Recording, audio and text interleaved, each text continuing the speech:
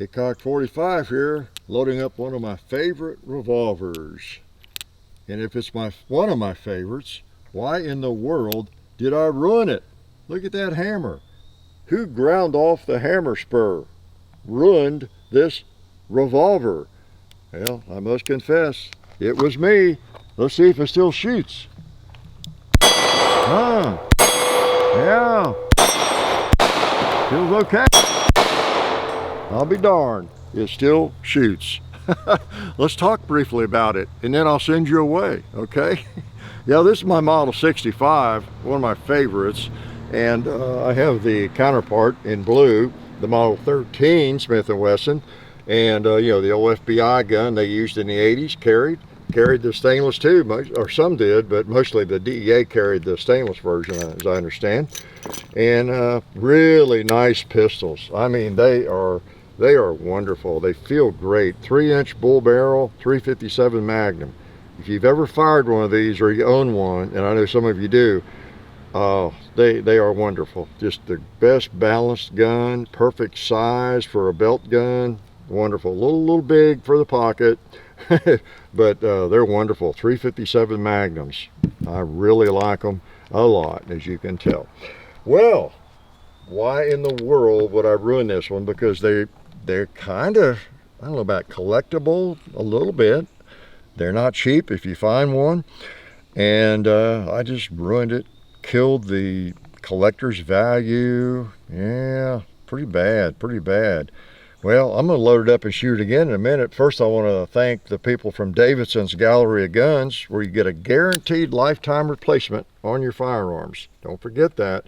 And then Silencer Central, those wonderful Banish suppressors you see around here. Appreciate their help. And then the Sonoran Desert Institute, sdi.edu. Get yourself some distance learning. Firearms technology, drone technology, you name it. So, why would I do that? Some of you know, but there's a lot of new shooters out there and a lot of people who haven't seen anybody as dumb as I am, or at least do something so dumb. Grind off the hammer like that. Well, before you judge me too harshly, let me just show you a couple other firearms. Look what's hiding in this gun sock. Whoa, a Smith & Wesson 940. Smith & Wesson just made this firearm recently, and look what they did. They hid the hammer. There's no exposed hammer spur. And what about this firearm? Oh yeah, Kimber XS, or the K6 XS. Yeah, look at that. Another 38. Hammer's hidden away. No hammer spur. They must have thought that was smart. Yeah. And guess what? I have one in my pocket. Yeah. Look at that. Same thing. I was loaded. No hammer spur. Maybe it's a thing. Maybe I'm not as dumb as I look. What do you think? That was loaded. Keep that in mind. All right. Yeah. So anyway, I didn't ruin this pistol. I made it more functional. Yes. As a carry gun. As a defensive revolver. And I won't go into all the details of that. We've talked about it before. Read, look at Masa Yub and many others.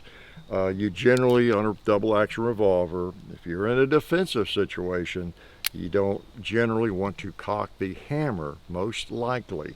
You just want a good trigger pull through if you ever need to, and it will fire the gun, okay? So, and then plus, on top of that, you know, look how melted that is. That thing, dude, nothing to hang or snag. Yeah, you got that big old hammer spur right here. Boy, that thing's got a nice spur on it. That's like a fish hook. Yeah. So that's the reason that these little concealed hammer guns, and that's what this would be. It has a hammer, but it's concealed.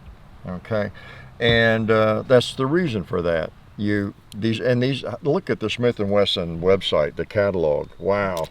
And not just Smith, but you know, Charter, Taurus, just all of them. They have a long line of concealed hammer defensive revolvers, small revolvers. There must be a reason for that. So I'm just justifying my acts, right? And it just makes it for, and then on top of that, it shoots just fine. I'll put 6 more in here. Now these are pretty light rounds, lighter than I really meant to get out, but that's okay. If I had my normal ammo, I think I could even hit the gong. Let me hold up a little bit on it. Maybe I can hit it with one of these.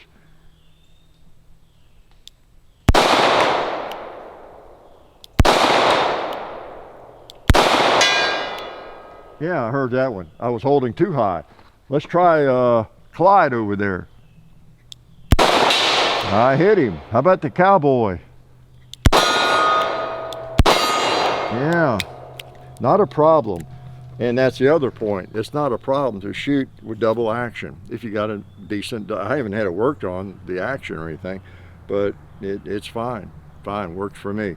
And so this is the firearm. If I were going to carry one of these tomorrow or today in a holster on my belt, I'm fine with either one, but I would carry this one. This is my first choice. This Model 65 that some big buffoon ground off the hammer.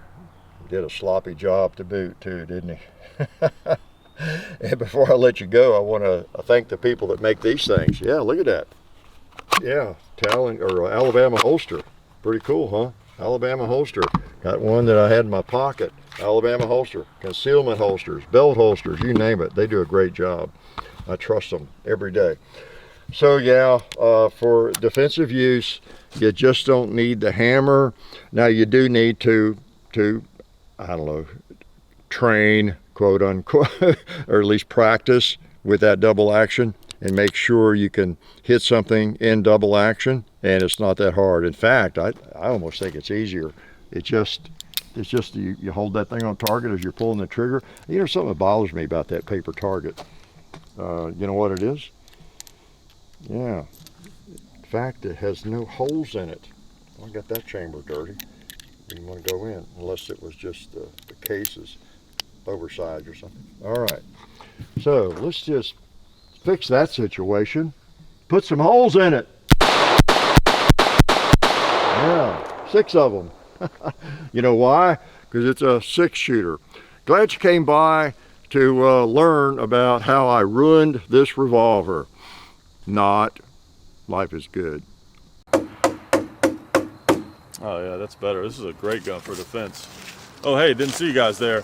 While I've got you here, I want to remind you of our friends over at Talon Grips and Ballistol. Talon Grips makes grips, can you believe it, for all different types of firearms. You can get rough texture or more of a rubberized texture. It just sticks right on there. You know, really affordable, really cool option to improve the grip for your handguns or rifles. So please check them out at talongungrips.com. You'll be glad you did. And also Ballistol. Dad has been using Ballistol for many years. It's a cleaner and a lubricant, and it's non-toxic. It works really great, and we're happy to have them on board since it's been a part of our shooting endeavor for a very long time. So go to ballistol.com, talongungrips.com, and also while you're out there, I'm juggling all these things here. Also, while you're on the internet, please do check out our other social media like Hickok45 on Facebook. There's also Hickok45 on Twitter, The Real Hickok45 on Instagram. There's a John_Hickok45 on Instagram where I do some things. There's Hickok45.com. You can find us also on Gunstreamer. So check out all that stuff and then watch more videos.